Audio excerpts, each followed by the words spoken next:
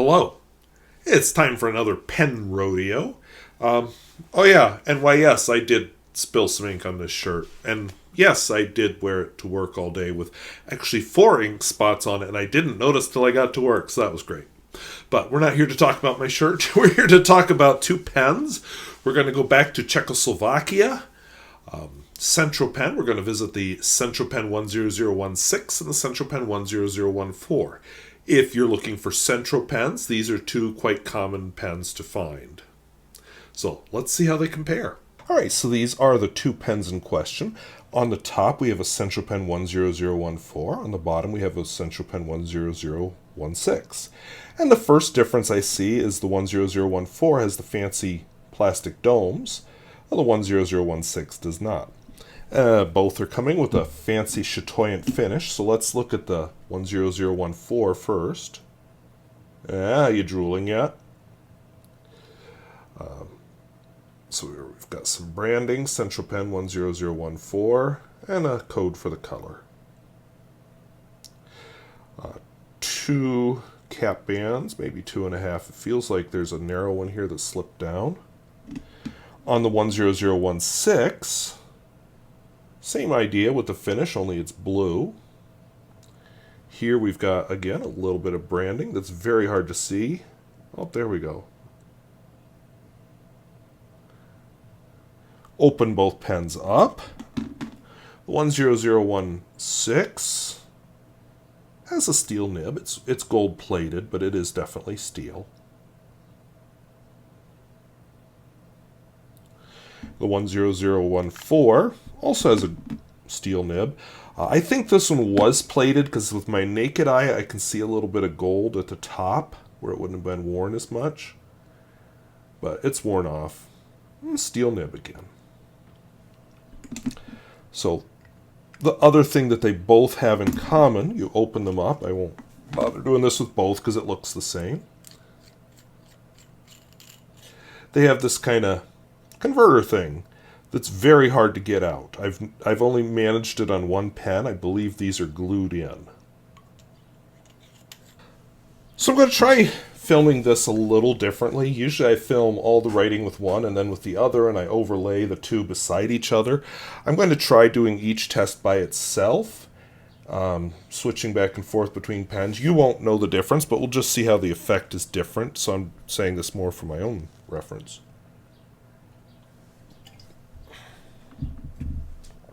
So in the the 10014, Pelikan Edelstein Smoky Quartz. In the 10016, I have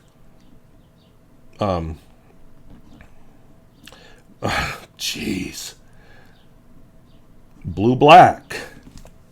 That's a really ugly cue. I think you can tell that neither of these pens are flex pens.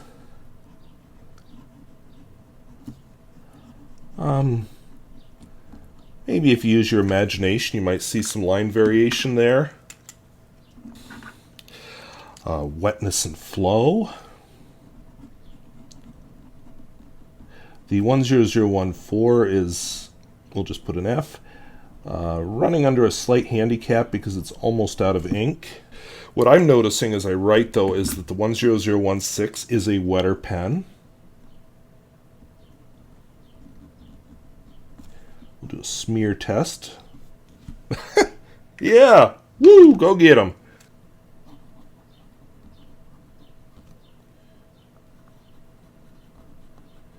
The 10016 was a smoother reverse writer. They're both kind of extra fine reverse writers. And finally, the world famous Peer Gustafson test.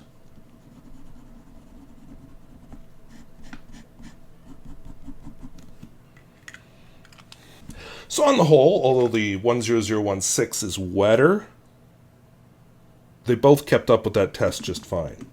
So the last thing I'm going to do is a quote. So it's a 2-sentence quote. I will do the first sentence with the 10014, and then the second sentence with the 10016.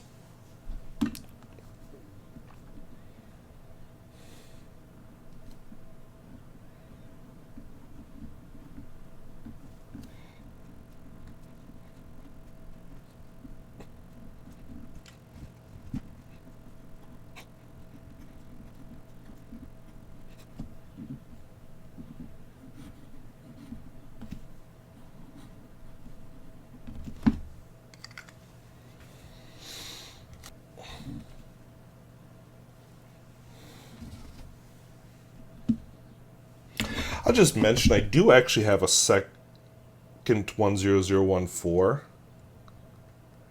I decided not to throw this one into the rodeo because it's been, it's lived a hard life. We'll just throw it across the bottom here. So that was the two different models of Centropen, the 10016, the 10014. The 10016 is, there is a fly on my camera, and now he's walking on the microphone. I will deal with him after this video. I'm curious now if he showed up on the lens, but anyway, the 10016, it has metal finials. The 10014 has the plastic domes, kind of a, whatever the Mont Blanc is that has the plastic domes on it. I don't know what it's called, but anyway, the 10014, as far as the feel, both of them feel about the same, just to hold. As far as writing, I found both of my 10014s are more scratchy. The 10016 is a smoother writer. I was a little disappointed. I could see that the writing, especially the 10016, was wetter. I expected more out of the smear test. I don't know. I was a little let down by the smear test, so maybe that's not the best test of wetness. I don't know. Both pens are very reliable. They keep up. I pleased with that. I thought they did well with the Pierre Gustafson test and the other tests I did. The smoothness of the 10016 with the reverse writing was a surprise, but I'm not really into that kind of thing, so I don't do reverse writing that often. But still, it was a surprise. And I'll just mention, although I will respect privacy. Okay, that fly is going to meet a large plastic object with a metal handle real soon. Totally forgot what I was saying. The 10016 has a